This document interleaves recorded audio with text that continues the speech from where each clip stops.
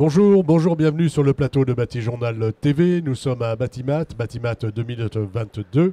Et à côté de moi, j'ai monsieur Christophe Tessier. Bonjour. Bonjour Stéphane. Vous êtes le directeur du centre d'essai au feu du CERIB. Qu'est-ce que c'est que le centre d'essai au feu du CERIB? Alors le centre d'essai au feu du CERIB, c'est l'un des 3 laboratoires agréés en matière de résistance au feu en France par le ministère de l'Intérieur. D'accord, donc là on parle de bâtiments. Qu'est-ce que vous testez? Avant de rentrer un petit peu dans le détail après. Alors on teste tout ce qui doit être justifié en situation d'incendie d'un point de vue de sa résistance au feu, c'est-à-dire de son maintien de fonctionnalité. Ça peut être de la porte en bois, en passant par un ventilateur de désenfumage, en passant par une structure du tunnel, une cloison en plaque de plâtre, un faux plafond, bref. Non, vous testez à peu près l'ensemble de ce qu'on peut trouver dans le bâtiment et ailleurs, parce que vous vous intéressez également au tunnel, c'est ça? Absolument, on a une grosse activité dans le domaine souterrain. Alors expliquez-nous un petit peu ce qui se passe dans le domaine souterrain aujourd'hui et votre activité dans ce domaine-là. Alors j'imagine que tout le monde connaît le Grand Paris Express, donc les travaux en cours aujourd'hui autour de Paris pour installer une ligne de métro pour relier notamment les 2 aéroports, mais pas que. Cette ligne de métro est majoritairement construite en souterrain avec une technique de tunnelier. Donc on a des tunneliers qui creusent, qui forent des galeries, et le revêtement du tunnel est constitué de voussoirs qui sont assemblés.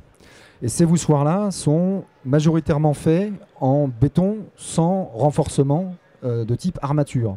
On a des bétons fibres fibrés, c'est ça? Voilà, des fibres métalliques. Et pour justifier à froid ces éléments-là, on fait des essais de flexion et de poussée de patins. Pour voir si ça va tenir, tout simplement. Hein. Pour voir si ça se passe bien. On fait aussi des essais au feu, c'est ce qu'on voit ici, donc à la sortie du four, avec le référent de la ligne 18, là, qui regarde le corps d'épreuve après essai, on voit que ça s'est plutôt bien passé. Et là, on a évalué notamment des voussoirs en béton bas carbone. Concrètement, comment ça se passe? Vous mettez le feu? Alors concrètement, c'est un local fermé, c'est comment C'est un grand four qui fait 6 mètres par 4, dans lequel on reproduit une courbe de sollicitation qui est conventionnelle en général, qui peut être sur mesure. Cette courbe, en l'occurrence pour le Grand Paris Express, c'est le feu ISO. On appelle ça le feu ISO. C'est un truc qui monte à 550 degrés en 5 minutes, à 950 au bout d'1 heure et à 1050 au bout de 2 heures.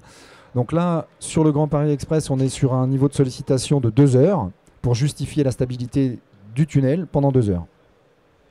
Vous ne travaillez pas que sur le Grand Paris Express, vous travaillez également à l'international sur d'autres tunnels avec ce même type d'essai?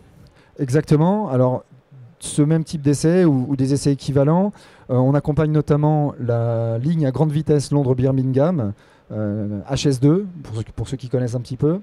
On accompagne aussi la réfection du tunnel Louis-Hippolyte Lafontaine à Montréal, toujours pour des problématiques de sécurité incendie, et quelques autres projets en Amérique du Nord, sur le Canada et les États-Unis à venir. Voilà, donc une activité à l'international pour le CERIB, en raison de ces compétences que vous avez sur le centre d'essai feu. Oui, principalement. Ouais, c'est vrai que c'est par le feu qu'on rentre, exactement. Et vous allez travailler aussi sur le Lyon-Turin, c'est ça, bientôt? Alors le Lyon-Turin, maintenant qu'on sait qui va réaliser l'ouvrage, il y a 3 lots. Donc on espère accompagner ces lots dans notre domaine de compétences. Bien évidemment, on a aussi un nouveau tunnel à Toulouse à venir. Donc on a une grosse activité en France sur le génie civil, et particulièrement les tunnels. Voilà. Et donc, vous ne faites pas que du génie civil, parce qu'on va revenir un petit peu au secteur du bâtiment Évidemment. qui nous intéresse ici. Vous testez aussi un ensemble, parce qu'aujourd'hui, il y a beaucoup de changements dans la construction, donc on est obligé de tester un peu les matériaux au feu, notamment les biosourcés, c'est ça? Alors aujourd'hui, dans l'air du temps, disons globalement, les gens veulent répondre aux objectifs de la nouvelle réglementation environnementale. Intégrer des biosourcés ou des géosourcés, c'est une façon d'y répondre efficacement, avec donc un certain nombre de systèmes constructifs qui sont aujourd'hui méconnus et qui ne sont pas justifiables avec les règles de calcul conventionnelles, donc les Eurocodes par exemple. Donc ça veut dire quoi? Ça veut dire que voilà, on voit typiquement, ce sont des essais de résistance au feu sur ce qu'on appelle des BTC, donc c'est de la terre comprimée, donc là on est en bloc. donc de la maçonnerie. Là, on est plutôt sur une sous-face de plancher en béton de bois. On a du béton de chanvre, alors que ce soit en éléments préfabriqués ou en projection. Voilà, vous travaillez sur la paille aussi. Alors on a également pas mal travaillé la paille. J'ai en tête au moins 2 belles réalisations. Une par la mairie de Rosny qui sera présente aujourd'hui sur le stand pour nous expliquer sa démarche avec Monsieur Pézerès. Et donc là avec de la paille porteuse carrément. Donc des murs porteurs en paille, c'est-à-dire il n'y a pas d'ossature bois dedans pour reprendre la charge. C'est directement le mur en paille qui reprend la charge. Et puis on avait accompagné aussi un beau collège sur la région de Bordeaux.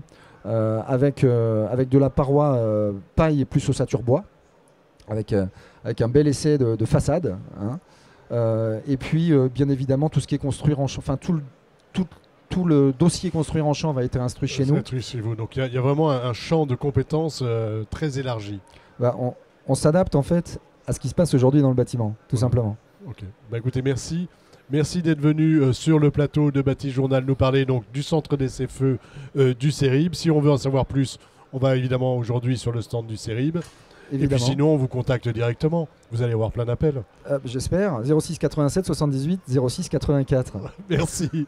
Merci. Une émission à retrouver sur notre site Bâti Journal TV et bien entendu, ainsi que les sites de nos partenaires. Merci à vous. Merci Stéphane.